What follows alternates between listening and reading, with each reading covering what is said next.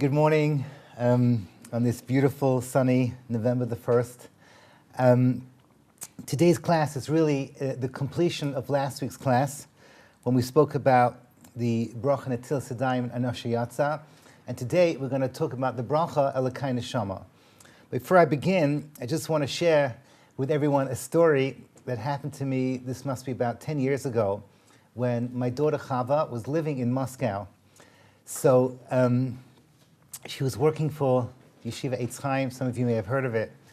And she invited me over. Of course, I went there. And once I was there, I started speaking for students. So I spoke in some college program which had a Jewish section.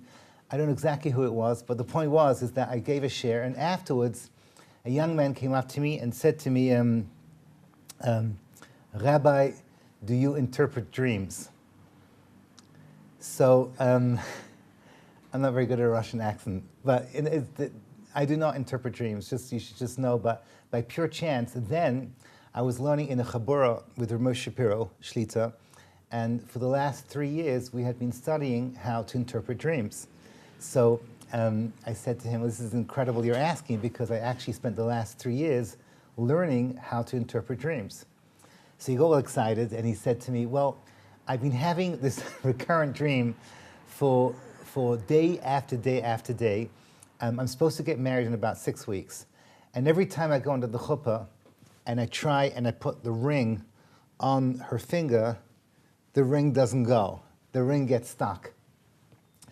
So I asked him, "Well, this is crazy. That's a crazy dream to keep on having. Is there any reason why you'd think perhaps Hashem would not want you to marry this girl?" So he looked at me and says, "No, he's a very good girl. No problem." I said, "Think hard, maybe this reason says, maybe is perhaps the reason that she's not Jewish."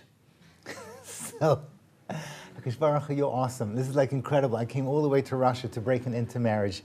It was incredible siyata dishmaya. I explained to him, there's no question that the dream probably is giving you a hint that this is not a good thing, and you should break this up. And he did. He actually broke up the engagement, and he promised me that he would only marry a Jewish girl. And hopefully we all lived happily ever after. Why am I telling you this? Because this has nothing to do with the dreams that I was studying in the Gemara at the end of Brachos. The end of Brachos tells you how to interpret dreams, and it's talking about prophetic dreams, not dreams that can normally be explained by a therapist. In other words, there's a kind of dream that you get, which is very, very common amongst my Talmidos.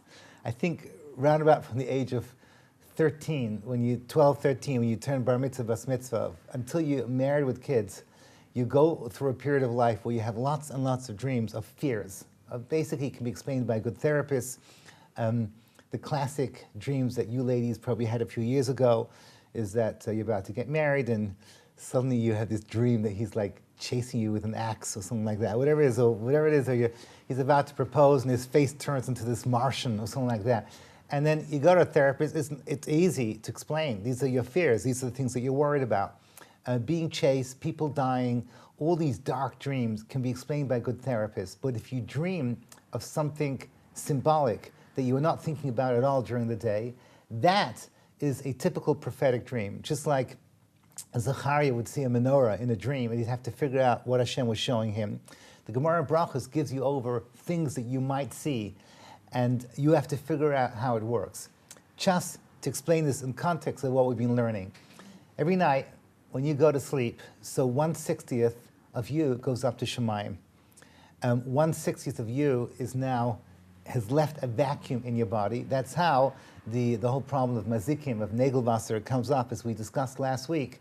That 1/60th of you that is now dead is where the ruach ra, the spooks, come in, and the next morning they run into your fingernails. That's why you wash your hands every morning. But what happens to your neshama that goes upstairs? So it has access to information before it actually happens. So let me just translate that so you don't think it's like the weirdest thing you've heard all day. We as Torah Jews believe in higher worlds. And basically, dreams happen in other words, prophetic dreams happen in accessing the world called the world of Bria. Bria literally means the universe where everything begins, where everything starts to happen. It's just basically just Kabbalah 101. I hope you had some coffee this morning. This is your basic Kabbalistic ideas. Yud Kei Vav Kei corresponds to the four basic universe that Hashem created when He created the world. Yud is called Atzilus. Atzilus is that universe that is beyond even the highest angel cannot access it. And we, when we take our 3 steps, we enter into that fourth universe. We access it in the Shemona Esrei, in the Beis HaMikdash. It corresponds to the Kodesh Kodashim. It is the Yud in HaKadosh Baruch Hu's name, and that's called the world of Atzilus. It's called God's world. You don't need to know anything about it. If we were discussing the machlokus between Chasidus and the Misnagdim back in 200 years ago when it all began, that's where the machlokus was in the deeper understanding between the Baal Tanya and the Nefesh HaChaim. Were arguing out deep understandings of how Atzilus works. The bottom line is, it doesn't affect people like you and I. Then comes the world called Bria. Bria is where things begin. So here again, we don't know anything more than what Yecheskel Hanavi described to us in the Ma'aseh Merkava, the world of the Merkava, the world of the Kisei HaKavod. That's where angels reside, the senior angels reside, and that's where everything begins. And then there's a world underneath it. By the way, this is all part of the class. I know exactly where I'm going with this class. Don't look at me like, is this relevant to my life? You'll see soon why it is. It then goes into a world called Yetzira, which is formation. And finally, it gets to the bottom world called the world Asiya, which is the world that you and I live in, and we see and we access. This is the world that the Greeks, we're coming up to Hanukkah now, the world the Greeks accepted, existed. So you have, again, Yud, Kei, Vav, Kei, Atzilus, Bria, Yetzira, and Asiya. Just to give you one more mashal to make this a little clearer to understand. If you want to do something good in this world, so let's say you want to, okay, I'll be selfish. Let's say you want to bake a cake. Okay, so this is, my wife says, what can I do for you? Bake a cake.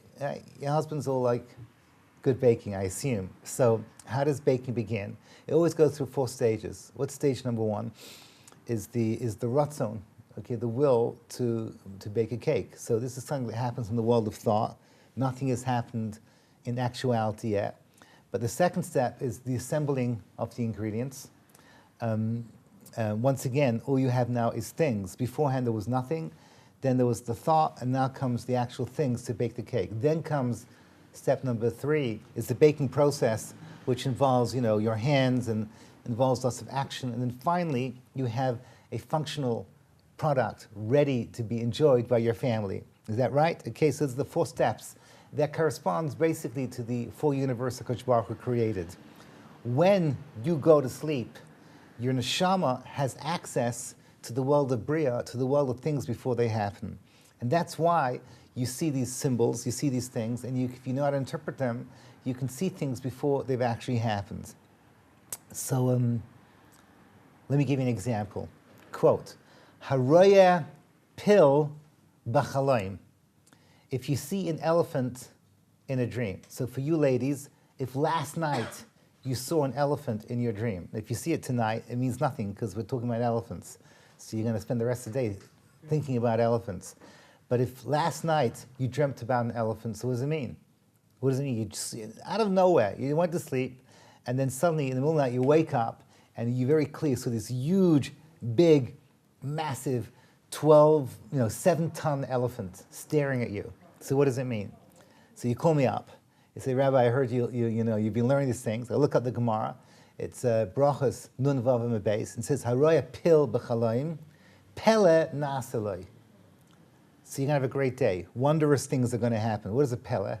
A pele is a play on the word pill. It's not really a play on the word. When Adam HaRishon looked at an elephant, he saw the pei and the lamed. He saw something wondrous. He called it a pill because he saw something that was a pele. Why is an elephant a pele?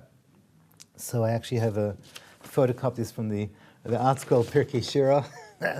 Okay, this is the elephant is the largest land animal. Pictures or written accounts can barely prepare one for the sight of a 7-ton, 12-foot-high pachyderm. I'm not sure what a pachyderm is, but that's the fancy technical word for an elephant. I guess if you have one in Pakistan, it would be Pakistani pachyderm, whatever. That's what it says over here.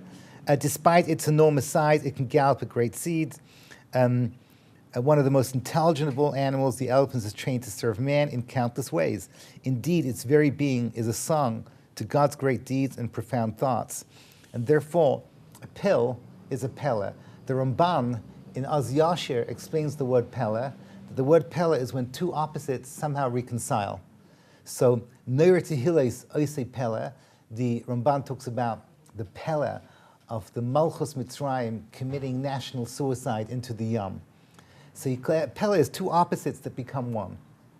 So a pill is a creature that looks like this huge, big, massive, slow, unintelligent creature, but really it's incredibly fast, incredibly powerful, and somehow has the ability to do all these things. So that's what makes a pill a pella. The bottom line is that if you see a pill in your dream, so the good times are rolling. A pella is going to happen. That's the end of my introduction. So in case you think I've just gone mad and this has got nothing to do with the class, you'll see that in the end of the class, everything's going to fall into place. But I wanted you, before we begin the shir in earnest, to be very much aware that elephants are pellas. If you see them in a dream, a pella is going to happen to you. And in general, if someone says to you, can you interpret my dream to me? So 99.9% just send them to a therapist. But every so often, you see something symbolic, not connected to your stresses, and the Gemara in the end of Brachos gives over this deeper, powerful meaning. So let us begin. So the Gemara in Brachos, Samach Amud Beis, brings down the following. And here we begin our discussion over here. Quote, okay, let me give you the exact words over here. Ki mita'er, when a person wakes up, Oime Elokai Neshama. First thing you say is Elokai Neshama. So today's class is about Elokai Neshama. When you wake up, first thing you do is you say Elokai Neshama. The next thing the Gemara says is that when you hear the sound of the rooster, which we're going to talk about in 2 weeks, because next week we're doing Birkas HaTorah, so then you say the bracha on the rooster. Then when you open your eyes, you say the bracha Pekeach Ivrim. Put your clothing on, you say Malbish Haramim. So wait a second. The first two brachas have been said before you put your clothing on and before you open up your eyes. So you're lying there like that. You realize that you are alive, okay? Knowing most of us, you're barely alive. You probably want to have another couple of hours of sleep, but that's it. You got to get up. Kids are screaming. You got to get them out of the house, whatever it may be. But your eyes are still closed. With your eyes closed, you say two brachos. One is what we're going to talk about in 2 weeks' time, is nature's alarm clock, which is the rooster. And the first bracha you say is Elokai Neshama, with your eyes closed. That's what the Rambam paskins la'alocha. Miyad behikitzai. All right, the moment when you wake up, you say Elokai Neshama. Do any of the good ladies here have a problem with this? It's not what we do. Okay, not only what we do, but it's outrageous. Because, yeah, how can you say Hashem's name and say a bracha without having washed Nagelwasser in the morning? It sounds wrong over here. Next time someone asks you the following question, give me the best example of where the Zohar and the Gemara contradict or don't work together, and it's very halacha l'maisa. This is what you answer. Because what we call ruach ra, this whole thing that I told you about 10 minutes ago, that when you go to sleep, your 1/60th has gone up to Shemai, 1/60th down here is this vacuum, and the ruach ra comes in. So who talks about this? It's the Zohar in Parshas Vayeshev. It's not a Gemara anywhere. The Gemara does not mention anywhere ruach ra. It doesn't mention anywhere the whole concept of ruach ra. Why?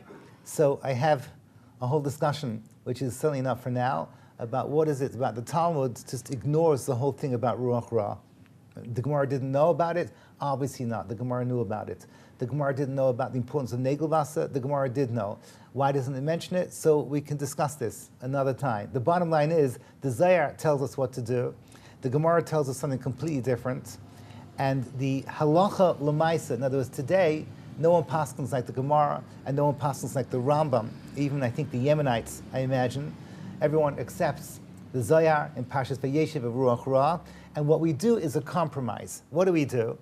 The very first thing we do in the morning is we don't say L'kai Neshama, but rather, with our eyes still closed, the first split second of our day, we do, so to speak, a made in Hong Kong version of L'kai Neshama.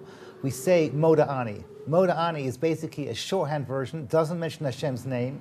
We thank HaKadosh Baruch Hu for our Neshama, and we say Moda Ani Lefanecha Melech Chai V'Kayam Shehachazarta Bi Nishmasi B'Chemla Rabba Emunasecha.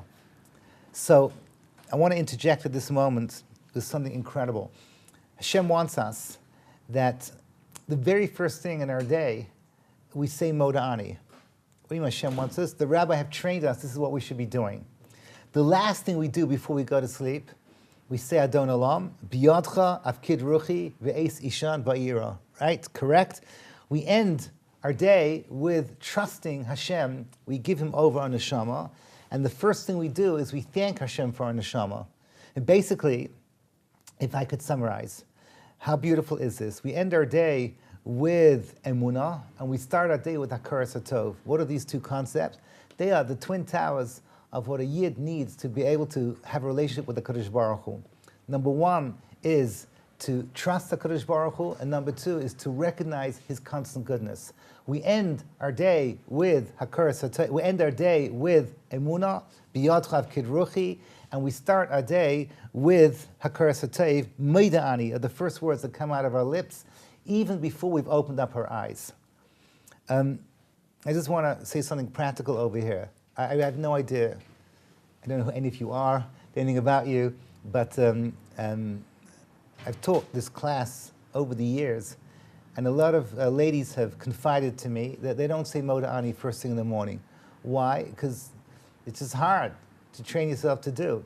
And I sort of understand, because I'm not a morning person at all. So I ask my good wife, she'll tell you the first hour of the day, best to stay away from me. And I have to come back from davening, I have my cup of coffee, everything like that, and I'm myself. At the beginning of the day, I'm like, like something from a zombie movie. And how do I do Moda Ani? It's very simple. I trained myself, and it's unnatural for me. But what I did this, and many students told me it's a great, great thing. If you don't say Moda Ani first thing because you can't get into the habit, a little psychological trick is to put a Post-it note on your Krishma. Whatever you do, last thing at night, you say Krishma before you go to sleep. So we have these Krishma little booklets, but maybe you have your sitter. Next to your bed, everyone has to have Krishma. And put a little Post-it right there. Remember first thing in the morning to say Moda Ani. It's a psychological trick. Whatever you do last thing at night, you remind yourself, first thing in the morning, I've got to do the following, you do it. So it just works. I don't know how it works. Ask your therapist. But it works. Last thing at night, you say, first thing in the morning, I'm going to say Moda Ani, it works. The trick is before you go to sleep, remind yourself you've got to do it.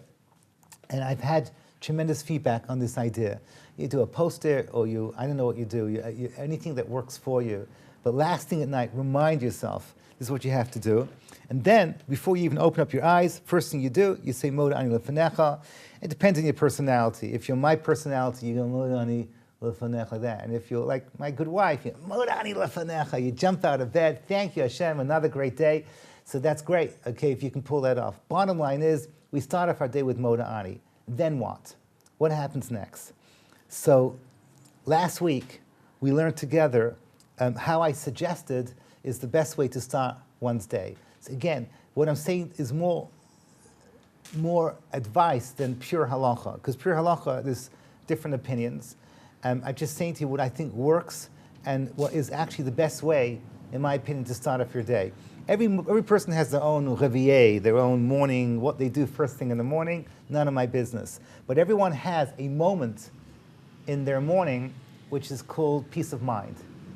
In other words, most likely you're dressed, most likely it could be whatever it is. The immediate first rush of the day is over, and you're dressed, a sense of inner calm. Now you say brachos. In other words, don't say it rushing around, because you want to make the first brachos of your day special. Why? Because you want to start your day right. This is the whole idea of what we learned last year about the incredible power of the bracha Netilas Yadayim. Netilas Yadayim is not a bracha. It's not just an ordinary bracha. Netilas Yadayim is the first bracha Every single list of the 100 brachos that you're supposed to say each day begins with Netilas Yadayim. Unless the Me'er brachos are listed from the night before. But you start your brachos first thing in the morning, and you want to do 100 brachos, which men are obligated on. Women either are obligated or not, but in practice it's not possible. The bottom line is that you start your day with Netilas Yadayim. What is this incredibly powerful statement that you make with Netilas Yadayim? So I'm sorry to go over this, but it's always good to go over these things. Last week we spoke about hands. Okay, what are hands? I have a body, and my body is my essential self, and I have a hand. My hand reaches out and impacts and affects the world around me. This is what I do. So literally the word yad, okay, yad, just like a handle of a cup. This is free advertising for Starbucks. This comes without a yad. It's supposed to be so you feel the warmth. I think it's supposed to be l'chaim. Okay, but most times you have a yad. What does a yad do? A yad allows you, with your hand, to reach out to something that you want. So what do we do with our hands every day? The truth of the matter is that we do what every other human being on this planet does with their hands, which to a large extent is what every monkey does on this planet. You do survival. You eat, you drink, you take care of your bodily needs. We who are more sophisticated, we will write, we will drive, we will fold laundry, and we will wash dishes. All of these things is what I said last week, is why when you leave your hands without thinking, your hands go below the belt. Okay, so naturally, your hands find themselves below the belt, just like a monkey. The monkey walks around with his hands down, they have long arms, goes down, that's it, below the belt. However, HaKadosh Baruch Hu made the hands in contrast to the feet. It's very, very easy to do what's called Netilas Yadayim. Remember that? Netilas Yadayim. Netilas Yadayim is that Rav Hirsch, I don't know if I have that, it's from last week's class. Rav Hirsch says, the hands are lifted, as it were, from the lower level of purely physical nature to the higher moral purpose. Yeah. Okay? Rav Hirsch. He tells you that's what we do. We take our hands and we raise them. So what I said last week is that the difference between what we do and the neighbor next door is that we could be doing physically, in actuality, the same thing. But when we're changing a diaper, we're being Isaac in building a Jewish home, which is a Migdash Ma'at, which is going to bring the Mashiach Tzidkenu and all the other things that we have in mind when we're driving our kids to school. So we're basically creating our own Olam Haba. Everything that we do with our hands, with the right mindset, is elevated. This is why, theoretically speaking, Jewish women are never depressed, or Jewish men. Because you start off your day and you realize there's nothing that we do in our lives that are small. Every small little thing that we do is only look small from afar, but be'etzim it's something big. Jews don't do small things. That's what we do. Just like I said last week, Jews don't believe in being boring. We don't do boring. This is not what we do. Our lives are activity-filled, and we're always looking for opportunities to do more. And that's what it is. How do we do things? With our hands. What is our hands? Our hand is that part of me, myself, I, that reaches out into the physical, earthly, animalistic world. So, who's my source? Is the Rashba. Okay, the Rashba in Tshuva Kuf Tzadi Aleph is the one that says that every morning we are obligated to see our lives with the same lenses as a Kohen entering into the precincts of the Beis HaMikdash. What is my Beis HaMikdash? Is my home or my life or my environment, whatever I'm trying to off to try and make an effect in, that's my world, that's my universe. So just like a Kohen, the first thing he does, he goes into the Beis HaMikdash and he says, I've got to wash my hands because what I'm doing now is actually holy. So we, every morning, we become, in the words of the Rashba, a Beria Chadasha. It's a new day, a new beginning, a new universe. Yud Ches Cheshvan, Tafshin Ayin Vav, which is today, never was, never will be. Today is the day. Today is a unique day that will never happen again. And that's how we look at a new day. The sun is rising, the world is filled with opportunity, and we want to do Netilas Yadayim. We don't want our hands to be like the average human being or every single monkey. We want our hands to be netilas, they should be raised. This is the Rashba. Even the Rosh that says that washing your hands is for tefillah, so it fits in with the general idea that man has a self-perception, first thing in the morning, that you are a Bala Vaida. You're here to work and to make the world into a better place. So again, in summary, the first of our 100 brachos is so beautiful because the first sets the tone of everything we're doing. It's netilas yadayim. We are raising our hands for something higher, for something bigger, even though in practice we may not be doing lofty things like writing music or writing chidushi Torah or drawing great works of art. Even though in practice we're doing very mundane things, but our mindset is those mundane things are part of something bigger, part of something holy, part of something special, and that's our mindset that we begin our day with everything we do. Immediately afterwards, we say Asher Yatzar. So what's Asher Yatzar? So once again, this was last week's class. Asher Yatzar is something incredible that only our religion has. There's no other religion I can believe that will talk about kisei kvedecha in reference, excuse the pun, kisei kvedecha in reference to going to the bathroom. This does not make any sense. You go to the bathroom for a couple of minutes a day, you become that monkey, you become that animal. Halachically, you become an animal. Halachically, you're not allowed to think of anything spiritual in the bathroom. However, we Jews can't accept that. And we come out and we retroactively, we raise the event, and we use this as a celebration to Kadosh Baruch Hu of what it means, the beauty of the human body. And there we talk about in great detail of not just the alimentary canal, the food coming in and going through the process, going through the human body, but we talk about the well-being of the human body in general. That Kadosh Baruch Hu placed the Tzelem Lakim inside a guf that is absolutely extraordinary, and every small little thing we thank Kadosh Baruch Hu for. I just have to tell you, I spent Shabbos in Hadassah Hospital. One of my kids had a minor surgery. Baruch Hashem, everything's okay.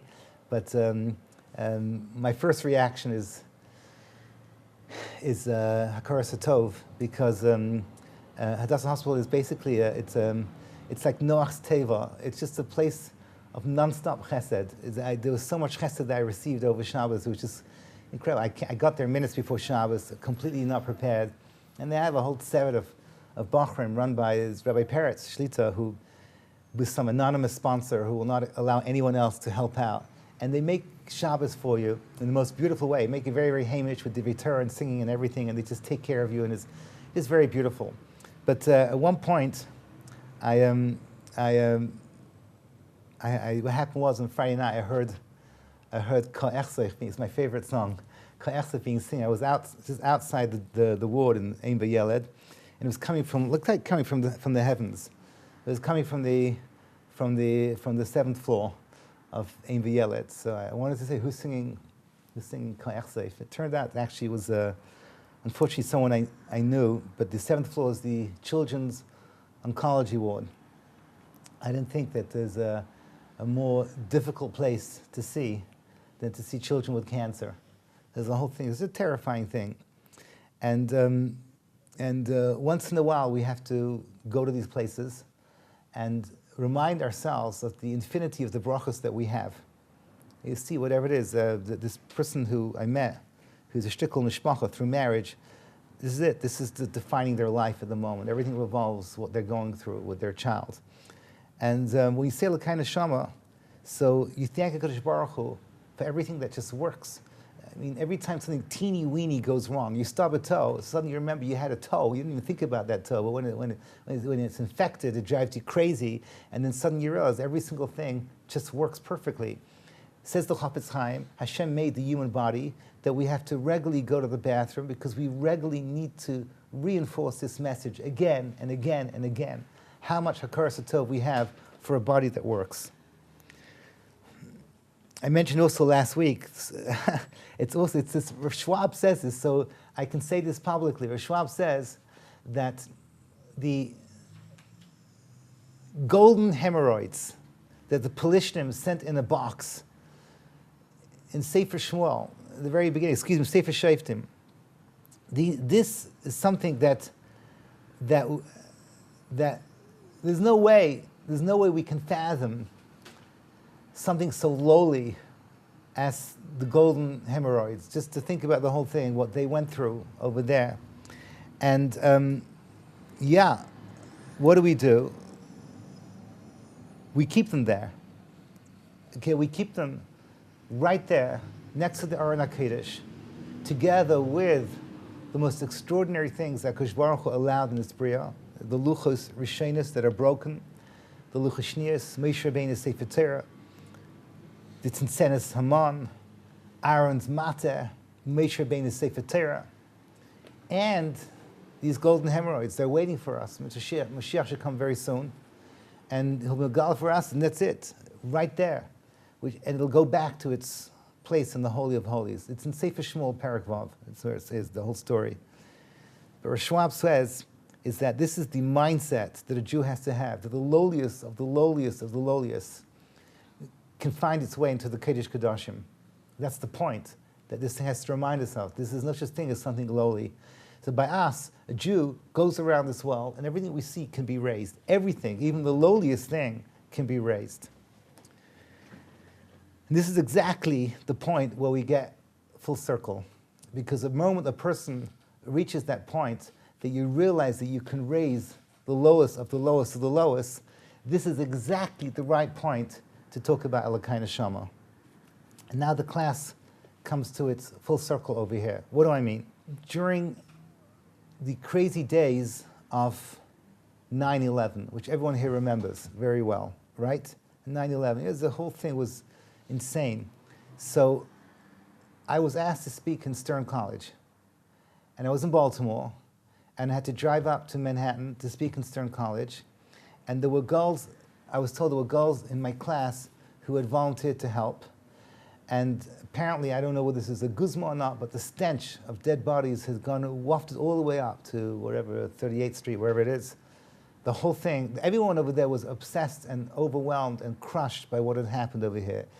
And many of the girls had really, on a very first-hand basis, had been involved. And the general feeling was depression, and they said, Rabbi Nissel, you have to give us chizuk. So it was a bit of pressure on me. I went to Philadelphia on the way, and I went especially to speak to Rav Shmuel Kamenetsky Shlita. And I asked Rav Shmuel, what should I say to these girls? And he quoted to me from the Chovos Halevavos. A person's depressed is the time that you have to remind yourself that you have a Neshama. The Neshama is something that the more you think about it, the more elevated you feel. When you look at the mirror, you're just seeing the very external tip of what you're all about. Your Neshama is something that the highest angel is not zeicha to.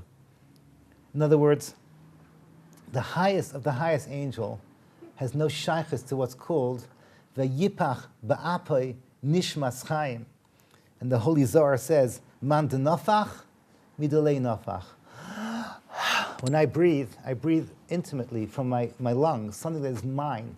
I give out into this world when I breathe. If Hashem breathes, where does he breathe? Into the nostrils, right over here.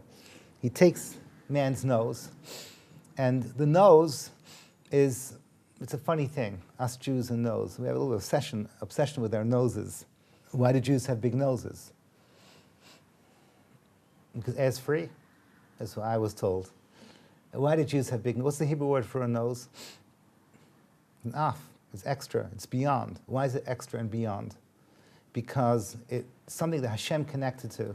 The sense of smell is the highest of the highest of the highest of all our senses. It is the furthest away from the sense of touch, which the Rambam says is the lowest of our senses. The hands, the nose is the highest of the highest.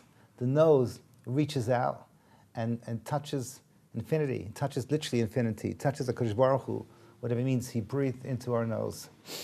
It's an interesting thing. I don't know if this is true or not. This is what I was told. It could be. I interview artists. Apparently, when you draw a face, where do you draw? What do you first thing you draw? You draw a face. I was told people the nose is the center, and then the nose, then you go like to the eyes and the mouth. Is that right? I don't know.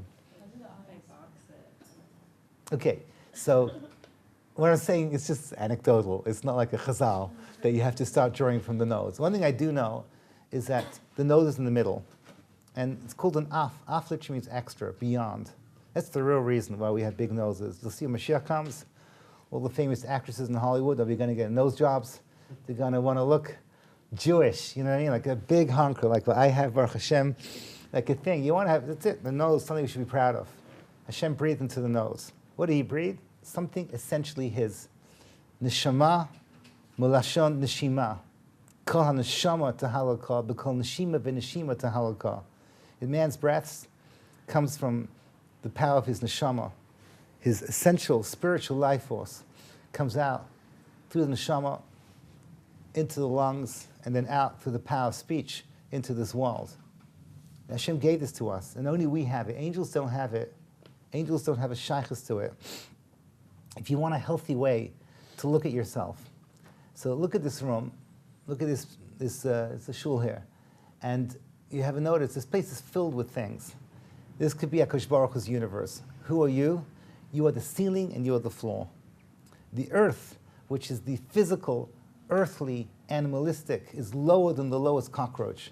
Your guf comes from Adama, right?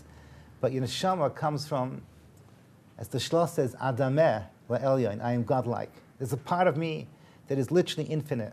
It can never die. It's my neshama. If I could ever get my body to be completely and totally tafel to my neshama, then it's not shaykh to die.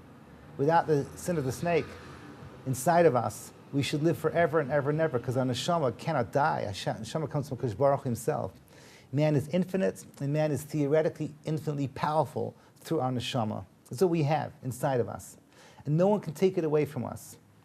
Ata asid litla mimeni, you are going to take it away from me. What happens when we die? And then, ata asid lachzirabi, asid lavai, as we say the neshama. Once we get it back forever. It goes up, because our body needs to be cleansed, preparing ourselves for Olam Haba. Olam Haba, it's right here, right down here, forever and ever and ever. But neshama, HaKadosh Baruch Hu takes away, and just like every night he takes away and brings it back in the morning, when he takes it away after 120, the body is prepared, is cleansed, it's removed of all the chet of Adam and Chava, the chet of the connection to the Nachash, and then afterwards we live forever and ever and ever and ever. That's how cool the neshama is. This is what Shmuel told me. When you go to Stern College, you want to give them chizuk. You talk about the neshama. You talk about this is what we have inside of us. You can destroy, the body can give us all kinds of problems. And it does. The body is not pashas. Neshama is pasha, is amazing, is infinite. It's forever and ever and ever and ever. So now, how do we start off our day? Till Sedayim, and then Asher Yatzar. What comes next? So the Mishnah Berurah brings down two customs. One is to say Birkas HaTorah, and one is to say Elokai Neshama. He says, for halachic reasons, it's best to say Elokai Neshama, because it's good to juxtapose. Elokai Neshama does not begin with the word Baruch. There's a problem. So you have what's called, the bracha hasmucha lechaverta syndrome, which we all learned is what happens every time we go on a journey. We say Tefillah Saderach, so you try and get someone to say Bar Nefashos or Nashi Yatzah, so that you end with a bracha, and then with that you go straight into the Hirat zone. So you began with the Baruch.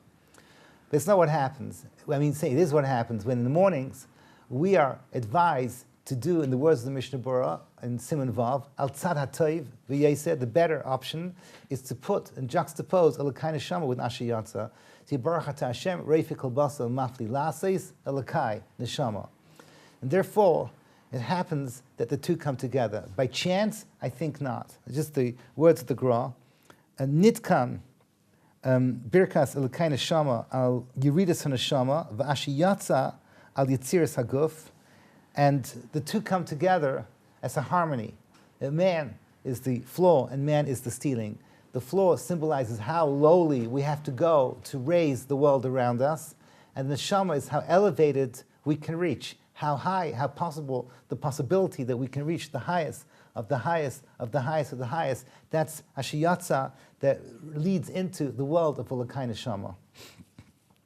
Now, let's look at the words of Elokai Neshama and see how it fits in perfectly with everything we've learned so far. Elokai, Neshama Shenasatabi, Tahirahi. What does Tahira mean?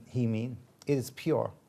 So Tahira means it comes from HaKadosh Baruch Hu's breath. In other words, Tahira means that it comes into this world, starting off in what we called earlier on, the world of Atzilus. Atzilus means the world where even the highest angel is not allowed. So it starts off at the highest of the highest of the highest. It comes down to this world, connected the Yud of HaKadosh Baruch Hu's name. The world of Atzilus, that's called Tahirihi. It is pure. What comes next? Tahiri Ata Yitzarta. Then it goes down, Ata Barasa. It comes down to the world of Bria. So we say, L'kai Neshama Shalom Tahiri Ata Barasa. It comes down into the world of Bria, into the world where the angels are, into the world where the source, where everything begins. Then it says Ata Yitzarta, and then it comes into the world of formation. That's when we're baking our cake and we're using our hands and creating and building. And finally, Ata Nefachta Bi. At the bottom, it enters into the human body. The human body is the last descending journey of the Neshama into the Guf. So the Neshama comes down into the Guf and it stays there. So I want to ask you a simple question. How on earth does it stay there? And Neshama, what is it made out of? Neshama is made out of Kadosh Baruch Hu's breath and what? Nothing else. That's all it is. Does the Neshama take up space? No. Does Neshama take up time? Sorry to be scientifically, okay? E equals mc squared. Time and space are related. It doesn't take up space, it doesn't take up time. So how on earth does it fit into a guf? No comprende. It does not make any sense over here. Again, Neshama fits into a guf. It doesn't make any sense. Let me read to you the words of the Ramah. The Ramah says over here, Siman Vav, Baruch Atah Hashem, Roifei Kol Basa. The word Roifei, as we said last week, doesn't literally mean to heal, but it means it keeps the body in good order. Umafli Lases. The last two words of Ashiyatza that connect Ashiyatza to Elokai Neshama are these two words, Umafli Lases. B'masha shemeh ruach ha'adam b'kirbav v'keisha dava ruchani v'dava gashmi. Ki az ha'adam b'kava brios v'nishmasei mishtameres b'kirbay. Doesn't make any sense. Mafli, it's a pella, it's a wonder. And the Shama inside a guf is an ongoing miracle of the human existence, that we are this physical, earthly, animalistic body, and the Shama somehow fits in. Yes, please. It's the Ramah. And I mentioned this to you last week. It's unusual for the Ramah to talk about words in blessing. The Ramah is a halachic master. He's a halacha person. He is Hilchos Ashkenaz. He is the addendum. He is the mappa to the Shulchan Aruch. You rarely see him do this. But here he feels the need to tell you, you've got to understand what you're saying. You're missing the whole point. Mafila, this is a pella. This is an incredible thing. And with that, he connects it to Elokai Neshama. So at this point, you're probably realizing where I'm going with all this, because it's really incredible when you start to think really, really deeply over here, that your neshama is going around in a guf. You did a CAT scan, and you went deeper and deeper and deeper, you will not find your neshama. No one understands how your neshama is inside your guf. But the Maral always talks about neshama being inside the brain, but it's not going to help you. If you look inside the brain, you won't find your neshama. But everyone has a neshama inside of them. The neshama stays inside the guf. And when we die, the neshama leaves the guf, and Chesed Mason is going to come back. How do the two connect together? Mafli Lasis. What does the word Mafli Lasis mean? It comes from the word Pella. What is a Pella? So we've already learned the Ramban. The Ramban says a Pella is two opposites, reconciling, harmonizing. Two things that don't naturally go together is the Plia, the Pella, something incredible. Somehow or other, everything fits. It's an interesting thing. The word Pella, what happens if you read the word Pella backwards? What do you get? Aleph, right? Aleph is the number one, or Aleph Lamed Pei is Aleph is the number 1,000. Is Aleph 1 or is it 1,000? It's the same thing. Kadosh Baruch Hu is called Alufa Shel Olam. He's the 1 and he's the 1,000. The 1,000 is the highest number. After that, we just repeat earlier numbers. Right? The word 10,000 is Revava, which means a myriad of numbers. But that's it. Numbering systems go from 1 to 1,000. So if you actually, it works that way, because the letter Tov is 400, is Gematria 400, and then you add the 5 final letters, and you get to 900, and then you get back to the beginning. Everything comes around in a circle. Basically saying, in the Aleph, you have this Pella, that the two furthest points, like a circle, they end up connecting once again. And the Shama and the Guf, which we said is the ceiling and the floor, somehow, it's all a function of one being that is I, that is me, myself, I. So this is why I was so excited to talk about dreams for so long at the beginning of this class. Let me ask you a question. We just established in this class that the part of the human body, at least externally, that reaches out to God is the nose, right? The schnoz, big Jewish honker in the middle of the face, huge thing, beyond, Kadosh Baruch Hu breathes into it. That's how he connects to us. So if I would ask you, on the external part of the body, what is the most spiritual, elevated part that reaches out to the higher world is the nose. By the way, it's a huge mistake to say that by chance, Adam Harishon did not sin, Adam and Chava did not sin with their nose. People think, they saw the fruit, they tasted the fruit, they touched the fruit, they heard the snake, but they didn't smell the fruit. There's no connection with the sense of smell. So people think, that's lucky.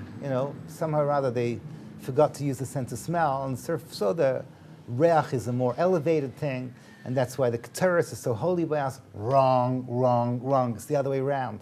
Because the sense of smell is what Kadosh Baruch Hu himself touched, so to speak, connected to. Because the nose is so incredibly elevated, that's why it could not sin. The snake could not affect it. The snake could not touch the sense of smell. So the nose reaches out to the highest of the highest. What reaches out to the lowest of the lowest? It's the hands. So the hands reaches out to the physical. The nose reaches out to the spiritual.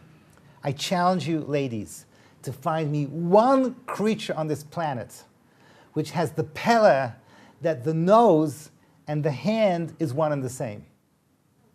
I'll give you a clue. Okay, it's the best I can do. Okay, was that good enough? It's the elephant. The elephants. Here.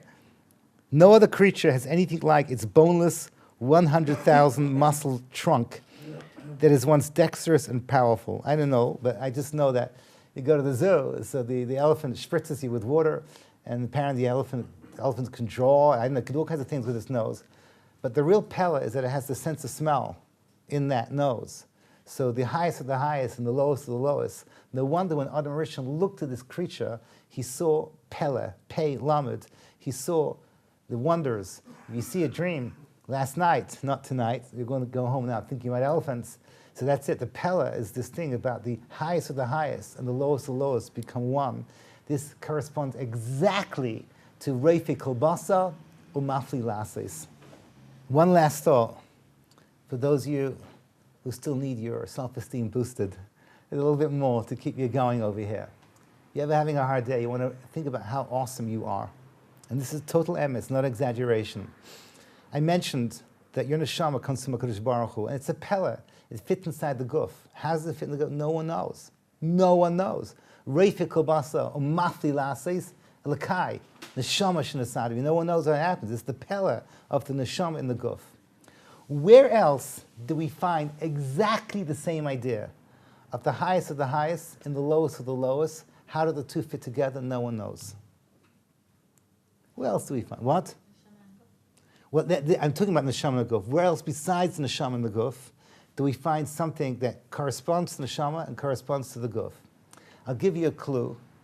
The Avos Reb Nosson, which is a medrash, says, I think it's Perek Lamed Aleph, says that man is a microcosm of the universe. The answer is the Shechina in the Olam HaTachtein. We mentioned there's 4 universes. The lowest universe, Hashem is there, Hashem is there, Hashem is everywhere. It's the Mefurish Uncle Moshe. We all know that. So it's everywhere. The Kadosh Baruch Hu is down here, over here. How does the Kadosh Baruch Hu come down here? Down here, this physical earthly world. The Kadosh Baruch Hu is here and all the traffic here in Ramat Eshkol. Yeah, he is. He's everywhere. He's absolutely everywhere. He's absolutely involved in every single lowly, physical, animalistic part of creation. How? No one knows. But the pella of what's called the Chadiras HaShechina Ba'olam HaShafel, that the Shechina literally means that part of God from the word Shachen, that resides down here. The Shechina comes all the way down into the physical, lowly world, is exactly parallel to your Neshama inside your guf. Not by chance, it's exactly that way. You want to know how awesome you are? You are a Neshama in a guf, just like the universe is the Shechina down in the Olam Hasiya, in the lowly, physical, animalistic world. The two are parallel. One is the Olam Mole, one is the macro universe, and we are the Olam Katan, we are the micro universe. So let me summarize how we start off our day and bring this whole class to a close over here. You start off our day, the first thing you do, your eyes are closed, first split second of your day, Modani Lefanecha. If you're a morning person, Modani Lefanecha. If you're the rest of it, Modani Lefanecha. But it's good. You start off your day, Hakara Satov. Beautiful. Hakara Satov, just like you went to sleep with Emunah, trusting HaKadosh Baruch Hu. You got your Neshama back. It's back inside. Then afterwards, you do what you have to do. And then there's this moment called the moment, okay, I'm ready to look at my day and look at the rest of the day. And I want to unleash this like the most powerful atom bomb I can do. My day is going to start off with this explosion of closeness to Kadosh Baruch Hu with 3 brachas. The first bracha, I look at my hands and I raise it. Okay, this day is going to be different. This day is going to be special. It's going to be unique. This day, everything I do is going to have a higher purpose. I do not do anything stam. I don't believe in boring. I don't believe in ordinary. I only do exciting. That's it. That's the way our lives are. Everything I do is part of something big. It's a Tzilas. And then you ask yourself the range of how a little teeny-weeny me can impact this whole physical universe. You look down at the floor, at lowest of the lowest, and you remind yourself that we have Ashiyatzar. Ashiyatzar, if I remember, I said last week, there are those that say you see Ashiyatzar even if you didn't go to the bathroom. You start up by the day with reminding yourself that the lowest of the lowest we can raise. Everything lowly can be raised. And then you say L'kai Neshama, and you realize that you have a Neshama, and the two are connected with these awesome elephant-sized chiddush of umatli lasses. This is what the two things that connect them. Baruch Atah Hashem, Reifik L'basa, L'kai Neshama. I'm hoping that that this class is a bracha for all of us. You start off your day with a sense of reimumus, a sense of something big, something that your life is something. It's not a small life. No one has a small life. We don't do small. It's a very, very empowering idea. This trilogy of starting this day. Be'ez Hashem Yisbarach, and we should be zeichet to do all these things together, each one of us to build our own homes, our own batim, and Be'ez Hashem that these batim will become the bayis that we're waiting for from here of Yameinu. Thank you for listening.